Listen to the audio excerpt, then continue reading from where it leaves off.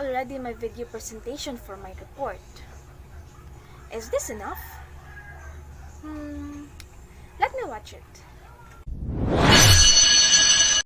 Good day everyone, I'm Omar Jara Ayla, and for today's video, I will be going to discuss to you about development of assessment tools.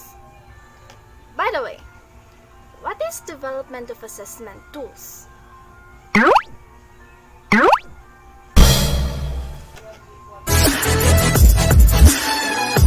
Assessment tools in the affective domain are those that are used to assess attitudes, interests, motivations, and self-efficacy.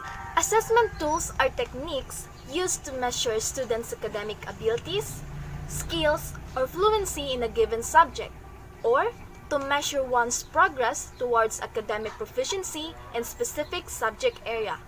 Affective assessments measure what students will do in the future.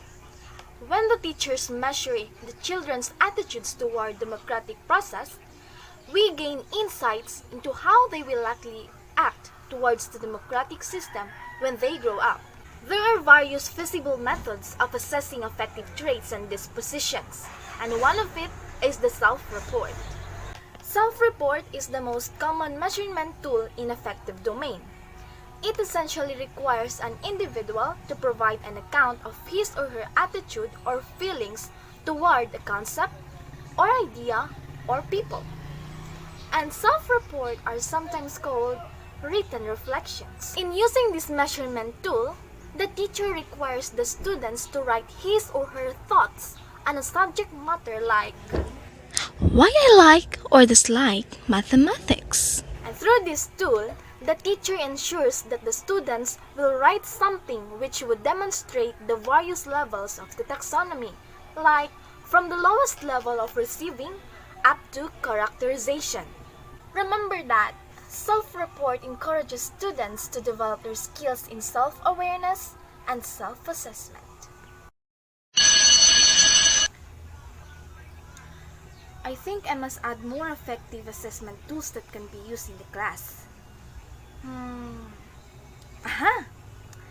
I will look for their information in YouTube.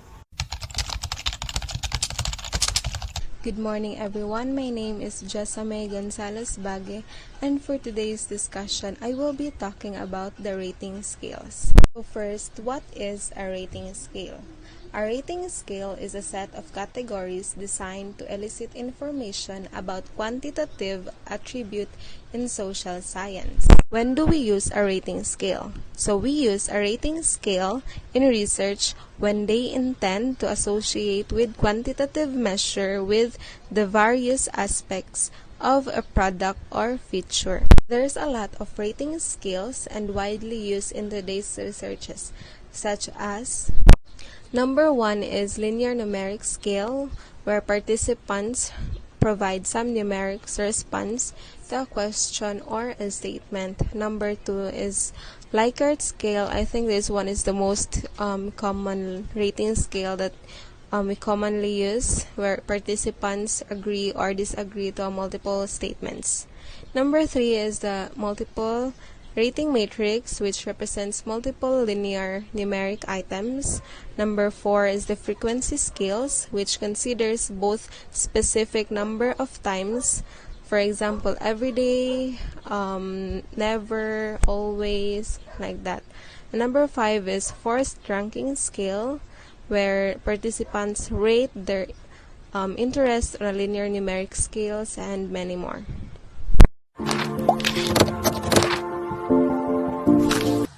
Good morning! Are you having a trouble on choosing what assessment tool to use? Well, let me introduce you to an assessment tool that I was using.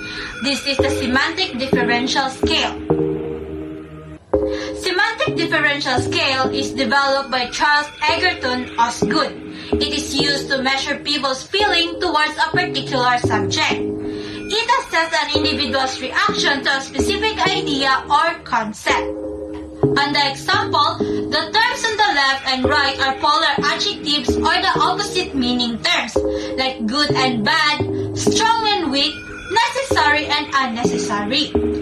Aside from blank spaces, you can also use ratio buttons or boxes to check. differential scale measures two things: the directionality of reaction and the intensity. Going back with the example, the position marked with 0 means neutral, 1 means slightly, 2 means quite, and 3 means extremely. So, if you mark 3 close to good, it means extremely good. And if it is close to bad, it will give an extremely bad reaction. Let me show you some other example of semantic differential scale.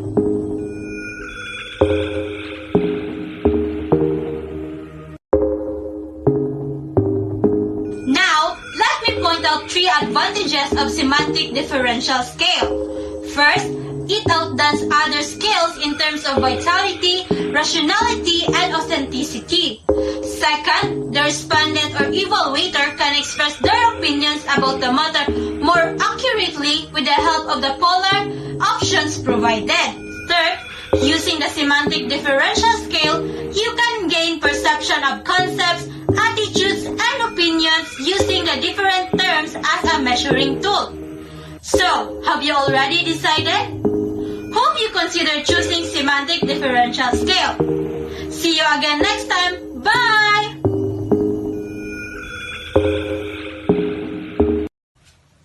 Good morning, everyone. My name is Tyra Marie, and for today, I will discuss to you about the Thurston and the Likert scale. So first, let us define what is Thurston scale. Thurston is considered the father of attitude measurement. He addressed the issue on how favorable an individual is with regard to a given issue. He developed an attitude continuum to determine the position of favorability on the issue. A Thurston scale survey is a series of related dichotomous statements. There are many examples of dichotomous statements in the question bank. Here's a series of questions to help you understand the concept more completely. So the statement is, I am inspired to meet my goals at work. So you have two options here, to agree or to disagree. Now, let's proceed to Likert scale. In 1932, Likert developed the method of summated ratings or Likert scale, which is still widely used today. The Likert scale requires that individuals tick on a box to report whether they strongly agree, undecided, disagree, or strongly disagree, in response to a large number of items concerning an attitude, objects, or stimulus. So here is the example of the use of the Likert scale. So this is the statement 1. I do not like to solve algebraic expression. So we have here 4 response options, which are the strongly disagree, agree, and the strongly agree. Checklist is the common and perhaps the easiest instrument in the affective domain to construct is the checklist. Checklist consists of simple items that the student or teacher mark as absent or present. Checklist is not only for students and teacher, but also we can use it to jot down all the materials or goods to buy in the grocery to avoid mistakes. Same as with the teacher jot down all the names of the student in his or her class to ensure if the students are around or not. Example of the checklist for the teacher. The teacher is planning to have an observation or getting student attention. That is the goal of the teacher for a week. First thing to do, list all the activities that you can use in order to get the attention of the students. First, ask interesting question or tell them a story. Second, try to be playful. Third, add a bit of mystery like bring an object or a box and ask the student what is inside the box. Fourth, use visual signs like raising your hand, which signals the student to close their mouth. These 4 lists serve as the checklist of the teacher that help him or her to observe the students if they are responsive or not. Wow! So I must include rating scale, semantic differential scale, Thurstone and Likert scale and checklist to my video presentation. And it is therefore, it is also important that through these assessment tools, it will help the teachers to find out what students know, and what students can do, how well they can perform, and how to find students feel about their work.